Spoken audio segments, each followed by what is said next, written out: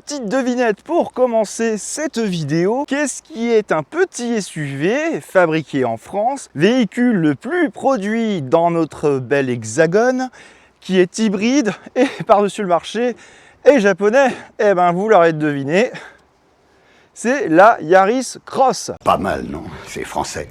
Alors, apparu en 2021, le petit SUV japonais profite d'un petit lifting et surtout l'adoption d'un nouveau bloc hybride de 130 chevaux. Bonjour, moi c'est Guillaume et bienvenue sur la chaîne des cylindres. Aujourd'hui, on est en Espagne et on essaye ça. Coucou.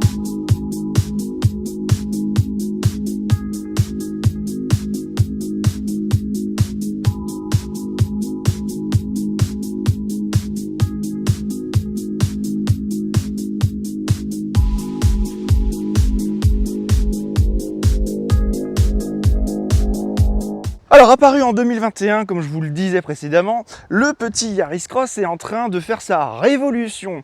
Avec plus de 200 000 exemplaires vendus en à peine 3 ans, eh bien c'est le véhicule le plus vendu de la gamme Toyota.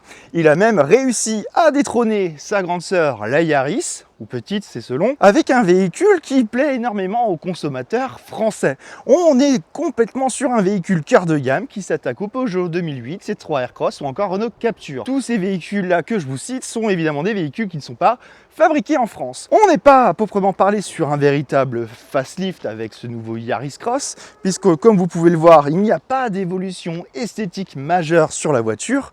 En fait, tout ce qui change, c'est ce qui ne se voit pas. Et je vais vous le détailler de suite. En attendant, j'espère que le contenu te plaît. N'hésite pas à t'abonner. On vient de passer les 700 abonnés, donc je tenais à vous dire un grand merci. Ça m'aide énormément dans les projets de la chaîne. En plus il y a d'abonnés, plus les marques vont me laisser essayer d'autres véhicules. Là, je remercie encore Toyota pour leur confiance, ainsi qu'Automotive Press avec qui je rédige les essais. Et voilà. Alors en termes de design, le Yaris Cross, on le connaît bien, pas d'évolution majeure en termes d'esthétique, on retrouve toujours ces feux placés assez haut, on retrouve également ces petits feux verticaux de jour qui font penser à la DS3, cette calandre un peu très animale, on pensera peut-être à un mulot pour vous donner un peu une ordre d'idée, quelque chose, je sais pas, je suis parti dans un délire.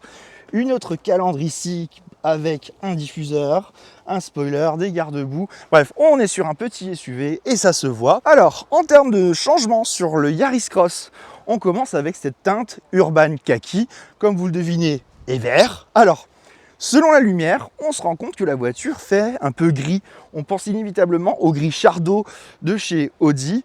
Donc ça va dépendre un peu de la lumière pour avoir ce vert qui ressort vraiment. À l'ombre, en tout cas, ça se voit beaucoup. Et là, avec mes solaires, moi, je le vois vert. Si je les enlève, il est gris. De profil, pas de grande évolution non plus. On reste sur une voiture avec une chute au niveau du montant C. Alors, certains constructeurs, eux, appelleraient ça un SUV coupé. Chez Toyota, on reste sur un véhicule traditionnel. On a cet arrière un peu tronqué, assez vertical. On retrouve ces immenses garde-boue de chaque côté de la voiture. Un vitrage classique qui fait penser inévitablement à la petite Aygo Cross. Le toit qui est donc peint en noir ici. Et puis le petit insert Yaris Cross dans les garde-boue. Bref, du très classique qu'on connaît. Voilà, Toyota n'a rien modifié, si ce n'est ces nouvelles jantes qui, me semble-t-il, sont en A few moments later. 19 pouces et ça joue véritablement sur le confort de la voiture. On sent quand même que la suspension est un peu plus ferme parce que moi on m'a vendu que le premier Yaris Cross était plutôt confortable. Et là, je trouve qu'on est sur quelque chose d'un peu plus sportif entre guillemets. Donc ça reste quand même une très bonne voiture à conduire. De toute façon, vous verrez la partie route, on s'en fout, je vais pas rentrer dans les détails. Alors, en termes de modification, la voiture ne montre pas qu'elle a évolué, puisqu'elle va avoir 3 ans. Et donc, c'est dans les détails que le Yaris Cross évolue. Ça se joue déjà au niveau du capot. Sous le capot, ce qu'on ne voit pas sous la partie mécanique, c'est qu'en fait, Toyota a rajouté une nouvelle couche d'isolant pour faire taire le moteur. Mais ce n'est pas tout. Au niveau de la baie moteur, Toyota a fait aussi quelques changements. Il n'y a plus une seule couche d'isolant, mais il n'y en a pas 2, il y en a 3. Et ça, messieurs, j'achète. Il y en a désormais 3 pour vraiment insonoriser à bord de la voiture Et sur la partie roue, vous allez vous rendre compte qu'on sent les changements. Et dernier gros changement sur la voiture, c'est le vitrage. Alors oui, ça n'a pas l'air dit comme ça, mais Toyota a installé un vitrage beaucoup plus épais au niveau des vitres pour garantir une meilleure isolation de la voiture. Vous avez compris, sur la partie design, on va aller rapidement puisqu'il n'y a pas de changement non plus au niveau de l'arrière. On retrouve toujours ces feux qui encerclent le bas du pare-brise. Ce pare-brise toujours très incliné. On retrouve très peu de changements. Il n'y a au fait aucune différence. Seul petit détail, désormais le Yaris Cross affiche HEV pour Hybrid Electric Vehicle, donc véhicule électrique hybride. Voilà, c'est la seule différence qu'on a sur le Yaris Cross 2024. On n'a pas d'autres changements, on retrouve un design toujours aussi réussi et qui séduit toujours autant les acheteurs.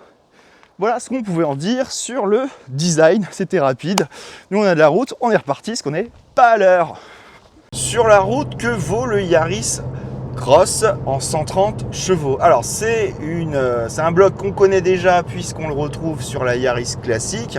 Et bien le petit SUV profite d'une petite cure de puissance, comme je vous l'ai dit précédemment, et sur le comportement, on a carrément un véhicule différent. Alors, je ne connais pas la Yaris en version 115, ni le Yaris Cross en version 115, mais là, on sent que la voiture a du punch, la voiture, elle est partante, on y va, elle se lance, il n'y a aucun souci. Le travail au niveau de l'insonorisation a porté ses fruits chez Toyota. On est sur une voiture qui enfin arrête de beugler, à part quand on la met en mode sport pour aller la chercher. Là, la voiture va se faire entendre, ce qui est normal. Je vous rappelle qu'on est sur une transmission ICVT avec cette voiture. Mais on est sur la voiture qui est bonne à tout faire. On est vraiment sur une voiture avec beaucoup d'agréments et d'excellentes prestations. Au niveau du volant, on a une nouvelle matière qui est d'e-soft, qui est très agréable. Au niveau du combiné, on retrouve toutes les informations qu'on a besoin, qui est paramétrable comme on le souhaite. Toyota nous expliquait qu'il y a 12 versions différentes pour mettre au maximum les informations qu'on veut. Moi là, je l'ai mis en mode sport, donc c'est une version un peu avec des chiffres en gras. On a vraiment une présentation un peu sportive, voilà, malgré le combiné qui fait 12,3 pouces. On est plutôt sur quelque chose de sympa qu'on peut vraiment personnaliser selon ses goûts et ses envies. Alors on a aussi, et ça je suis assez surpris pour le niveau du segment, c'est qu'on a le combiné tête haute. Alors lui pareil, il adopte la même infographie on va dire. On a le contour qui apparaît, la vitesse qui reprend la même typographie. On a les limitations avec la lecture des panneaux et on retrouve aussi toutes les ADAS qui sont aujourd'hui la norme sur ces petites voitures. Donc on est plutôt pas mal. Mais la principale nouveauté, ça se situe au niveau de l'écran central d'infodivertissement qui, là, lui, a grandi. Alors, il ne gêne en aucun cas la visibilité. Et vous voyez, là, on prend un virage un peu serré. Et la voiture réagit plutôt pas mal. Alors on n'est pas sur une sportive, certes c'est pas une Supra, mais on est sur une voiture quand même qui est très agréable à mener. Et en plus là on a des petites routes un peu défoncées et je trouve que l'amortissement est bon. Alors ce sera juste moi mon souci, ça va être au niveau de la sellerie. Je trouve que c'est un peu dur, c'est un peu ferme.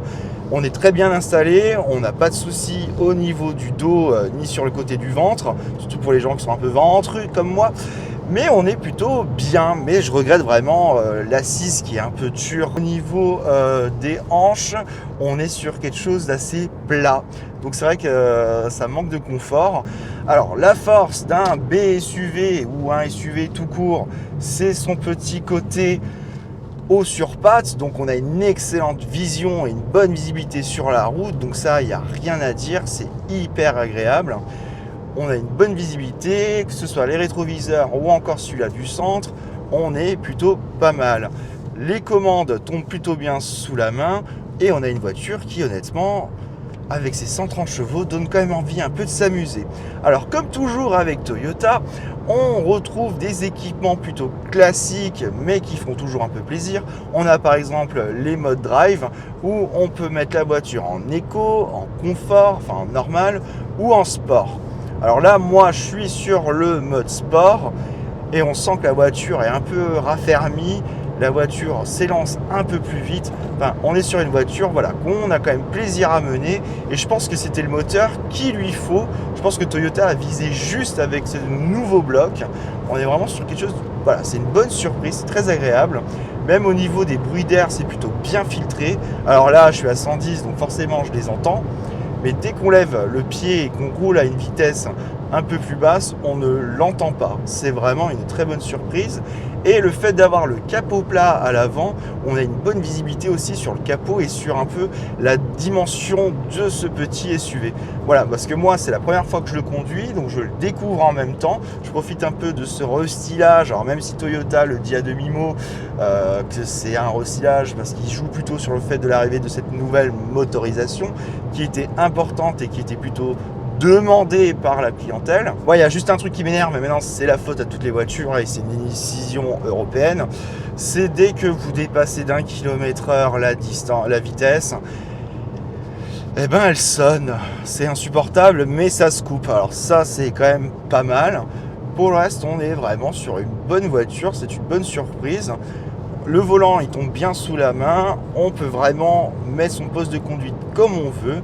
Bref, c'est une excellente découverte au niveau de la voiture.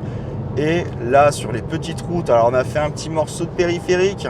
La voiture se débrouille plutôt pas mal parce qu'en Espagne, c'est 120 et la voiture est hyper agréable. On est sur une voiture extrêmement polyvalente.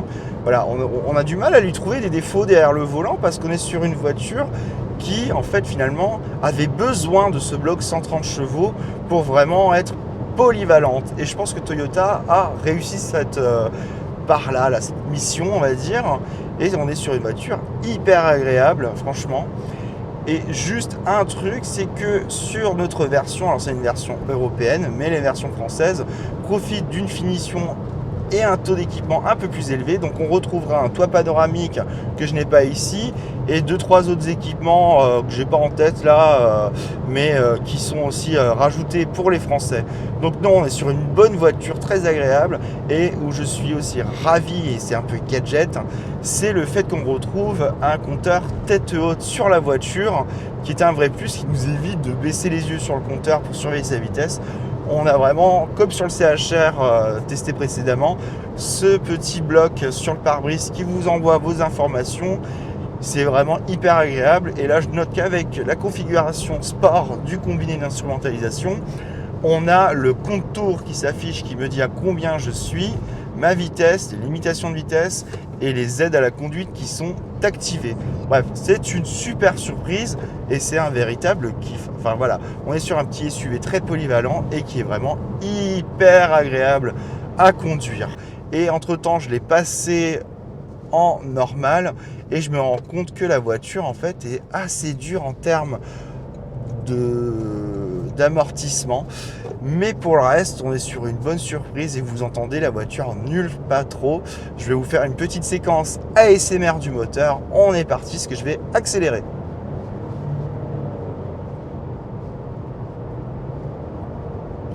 Donc on a un peu la fin des Toyota qui bug.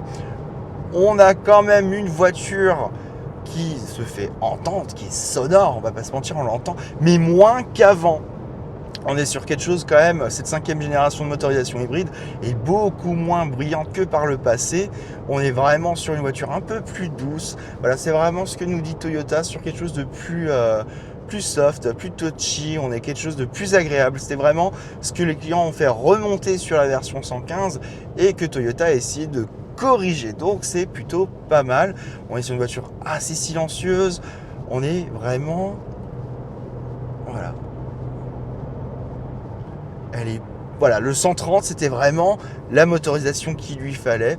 Et c'est hyper agréable. Alors Toyota a retravaillé la sonorisation, mais on sent vraiment les efforts qui ont été portés par les ingénieurs de Toyota sur le silence à bord de la voiture. Et ça, c'est vraiment, je pense, le plus gros progrès sur cette voiture. C'est hyper agréable et c'est un vrai plus. Voilà, on arrive au bout de cet essai avec le nouveau Yaris Cross en 130 chevaux.